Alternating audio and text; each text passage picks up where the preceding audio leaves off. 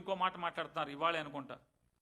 రాష్ట్ర ప్రజలందరికీ చెప్తున్నాను, ముగ్గురిని కాదు నలుగురిని కనండి, ముగ్గురిని మూడో వాళ్ళని కంటేనే 25,000 ఇస్తానని చెప్పి మీరు చెప్తున్నారు. ఇవాళ నేను అడుగుతున్నా, మీరేమో మీ ఆస్తులు 1,00,000 కోట్లు అని చెప్తారు. నా ఆస్తి ఎవరై చెప్పారు, నా ఆస్తి 1,00,000 కోట్లు అని మీరు అంటారు. మీ శ్రీమతి గారేమో మా వ్యాపారం సంవత్సరానికి 4,000 కోట్లు అంటారు. దీన్ని మీరు కానీ మీ కుటుంబం కానీ మీ అబ్బాయిలు కానీ ఎవరు పాటించరు కదా. ఎవరిని పాటించమంటున్నారు? మరి సామాన్యుల్ని పాటించమంటున్నారు. దేనికి? నేను 25,000 ఇస్తాను, మూడో వాడిని కనని అంటున్నారు.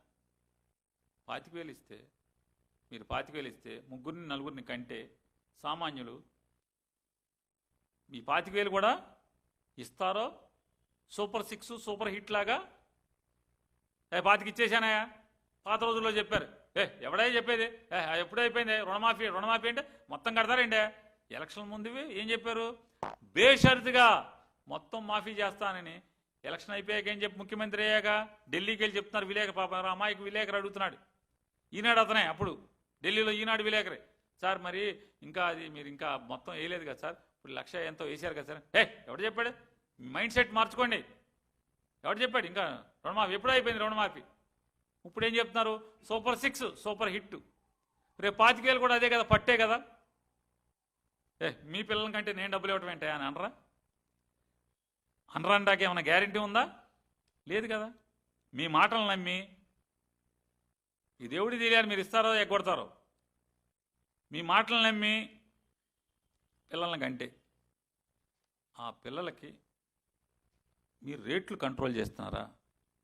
జగన్మోహన్ రెడ్డి గారు ఉండగా బాధుడే బాధుడు బాధుడే బాధుడు అని దీర్ఘాలు తీసుకుని తిరిగారు. జగన్మోహన్ రెడ్డి గారు ఉన్నప్పుడు ఇంటి సరుకుల రేట్లు ఎంత, పాల రేట్ ఎంత లీటర్, ఇవాళ ఎంత? ఇంటి సరుకులు ఎంత ఆ రోజు, ఇవాళ ఎంత? ఆ రోజు కరెంటు బిల్లు ఎంత, ఇవాళ కరెంటు బిల్లు ఎంత కట్టాల్సింది, ఎంత కడుతున్నారు? చదువులు ఫీజులు ఎంత? ఫీజు రీయింబర్స్మెంట్ ఎవరు? మీరు నయా పైసా ఫీజు రీయింబర్స్మెంట్ ఎవరు? మరి ఎలా చదివించాలి రేపు పొద్దున పిల్లలందరినీ?